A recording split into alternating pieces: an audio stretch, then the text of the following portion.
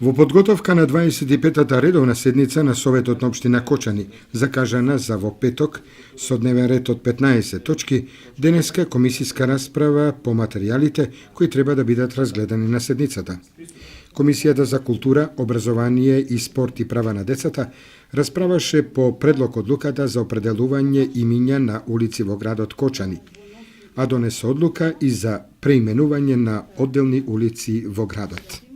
Комисијата за мандатни прашања, избори и именувања расправаше по предлог решението за именување членови на училишниот одбор на Средното училиште Ѓошо Викендија во Кочани, како и по предлог решението за именување член на управниот одбор